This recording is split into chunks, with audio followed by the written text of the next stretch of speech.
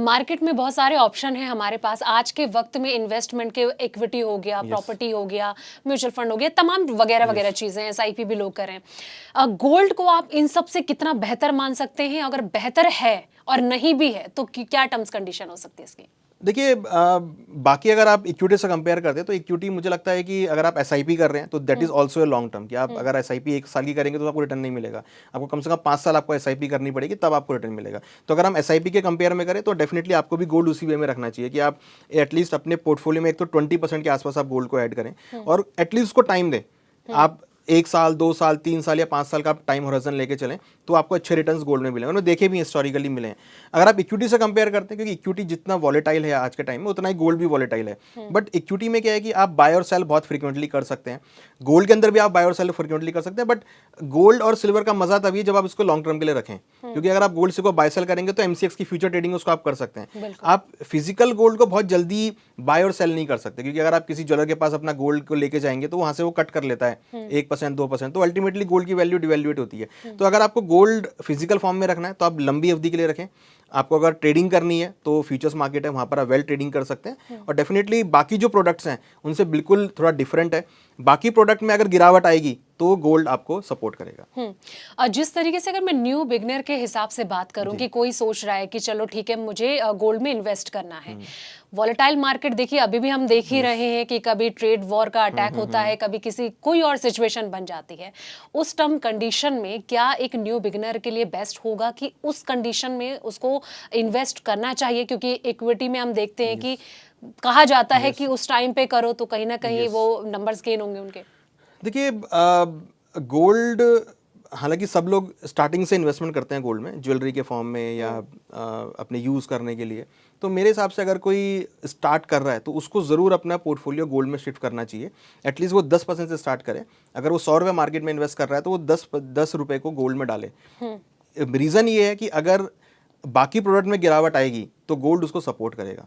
तो gold is a hedge, right, एक hedge asset है। अगर कोई भी कहीं पर भी कुछ अनसर्टेनिटी होगी, चाहे इक्विटी मार्केट में हो, चाहे मनी मार्केट में हो, चाहे इंटरेस्ट रेट मार्केट में हो, जहां भी गिरावट आएगी तो गोल्ड वहां पे आपको सपोर्ट करेगा। तो इसलिए अपने पोर्टफोलियो को हेज प्रोवाइड करने के लिए, बाकी प्रोडक्ट्स को हेज प्रोवाइड करने के लिए गोल्ड के अंदर पैसा रखना जरूरी है। तो अगर कोई इनिशियल इन्वेस्टमेंट कर रहा है, कोई न्यू प्लेयर है, तो मेरी तो एडवाइस ये है कि आप अपने पोर्टफोलियो का 10% जरूर गोल्ड में रखें, जिससे कि अगर बाकी जगह गिरावट आएगी तो गोल्ड आपको सपोर्ट प्रोवाइड करेगा। अगर कोई डाइवर्सिफिकेशन की सोच रहा है कि ठीक है कहीं पे निवेश किया जा रहा है, म्यूचुअल फंड में वो निवेश कर रहा है, लेकिन अगर वो सोचे कि गोल्ड में करूं या फिर सिल्वर में करूं, क्योंकि अभी दोनों के दोनों अपने हाई लेवल पे चल रहे हैं, तो क्या आप एडवाइस करेंगे कि डाइवर्सिफिकेशन के लिए क्या बेटर रहेगा कि चलो 20 या 30% वो सोच रहे हैं कि यहाँ इन्वेस्ट किया जाए? देखिए, बिल्कुल करना चाहिए। मैं बिल्कुल एडवाइस करूंगा कि अगर किसी को डाइवर्सिफाई करना है तो ये एक बेस्ट वे है, एक बेस्ट प्रोडक्ट है, बेस्ट एसेट क्लास है जहां पर आप अपना पोर्टफोलियो डाइवर्सिफाई कर सकते हैं। क्योंकि ये पोर्टफोलियो ऐसे हैं, ये प्रोडक्ट ऐसे हैं जो काफ़ी लंबी अवधि में अच्छे रिटर्न दिखाते हैं। लोग इक्विटी में पैसा डालते हैं, पैसा कई बार नहीं बन पाता। अगर आप कंपेयर करेंगे तो इक्विटी ने, निफ्टी ने सिर्फ 6% का रिटर्न दिया है अभी तक, और गोल्ड 27% रिटर्न दे रहा है, चांदी 29% रिटर्न दे रही है। तो कहीं ना कहीं यहाँ पे वैल्यू एडिंग है। तो मुझे लगता है कि अगर किसी को डाइवर्सिफाई करना है तो एटलीस्ट 20% के आसपास अपना पोर्टफोलियो वो गोल्ड में और सिल्वर में रखें, जिसमें से वो 10% गोल्ड में, 10% सिल्वर में रख सकते हैं। क्योंकि मोमेंटम है, दोनों बुलियन का पार्ट है, सिल्वर इंडस्ट्रियल मेटल का पार्ट है, तो एक अच्छा रिटर्न वहां पर देखने को मिल सकता है। तो मुझे लगता है कि 15 से 20% के बीच लोगों को अपना पोर्टफोलियो गोल्ड सिल्वर में डाइवर्सिफाई करना चाहिए। आजकल डिजिटल गोल्ड को लेकर भी लोग काफी ज्यादा अवेयर हैं, मतलब लोग इसमें भी बहुत ज्यादा इन्वेस्ट करें। ईटीएफ से कितना डिफरेंस हो सकता है इसमें? देखिए, डिजिटल गोल्ड के आप ऐप पे जाके बाय करें, जो भी डिजिटल गोल्ड की सर्विस प्रोवाइड करता है, आप उसको खरीदारी करें और जाके डिलीवरी ले सकते हैं। तो डिजिटल गोल्ड का मतलब ये कि आप उसको अपने वॉलेट में भी रख सकते हैं और जाकर उसको फिजिकल भी ले सकते हैं। जबकि ईटीएफ में क्या है कि that is run by the mutual fund companies, जो एएमसीज होती हैं। तो अगर आपको एक सपोज एक यूनिट लेना, जैसे आज अगर हम देखें तो एक यूनिट गोल्ड की वैल्यू 97 के आसपास होगी। तो अगर आपको एक गोल्ड बाय करना है, एक यूनिट बाय करना, सॉरी 88 87 के आसपास होगी। अगर किसी को गोल्ड बाय करना तो वो एक यूनिट से भी बाय कर सकता है। तो वो एक्यूमुलेट बहुत अच्छी तरीके से कर सकता है, बहुत मिनिमम अमाउंट है। मीन्स अगर किसी के पास 100 रुपए भी हैं, वो गोल्ड ईटीएफ या सिल्वर ईटीएफ में भी इन्वेस्टमेंट कर सकता है। जबकि अगर आप फिजिकल गोल्ड लेंगे या डिजिटल गोल्ड लेंगे तो वहां पर आपको कुछ अमाउंट 1 ग्राम का 5 करीबन 10,000 रुपये आपको देना पड़ेगा।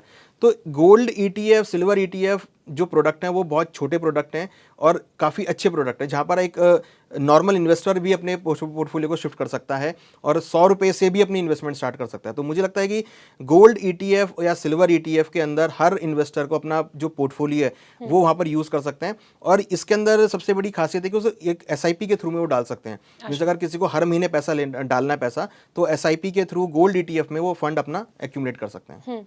आपने अभी 26 और 29 के रिटर्न की बात हो रही थी। अगर कोई इंसान सोच रहा है कि मुझे इसी में कंटिन्यू करना चाहिए या फिर नया बिगनर इन्वेस्ट करने की सोच रहा है, तो क्या लगता है कि इन फ्यूचर में गोल्ड या फिर सिल्वर, इन दोनों में ज्यादा रिटर्न आने की उम्मीद किससे है? अभी जैसे कि हम बात कर रहे हैं कि गोल्ड में थोड़ा एज कंपेयर टू सिल्वर के कंपैरिजन थोड़ा कम रिटर्न देखने को मिला है, तो क्या लग रहा है कि सिल्वर जो अभी चल रहा है, ये सिचुएशन जो परिस्थितियां हैं अभी आगे रहेगी? बिल्कुल, मैं तो सिल्वर के साथ जाना चाहूँगा क्योंकि मुझे लगता है कि सिल्वर में अभी पोटेंशियल बाकी है।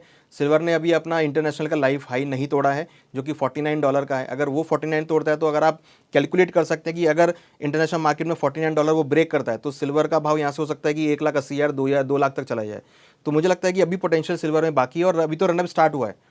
14 साल के कंसोलिडेशन के बाद ये बाहर निकला है, तो मुझे लगता है कम से कम यहाँ से हो सकता है कि आपको आने वाले दिनों में ये 40, $42, $45, $50 तक जाता हुआ दिखाई दे। तो आई एम वेरी श्योर कि अगर किसी को अभी बुलियंस को चुनना है कि किसमें पैसा लगाया जाए, तो मुझे लगता है कि सिल्वर के साथ जाना चाहिए। सिल्वर के साथ जाना चाहिए, मतलब आप ये कहें कि गोल्ड से ज्यादा रिटर्न सिल्वर दे सकता है। एग्जैक्टली।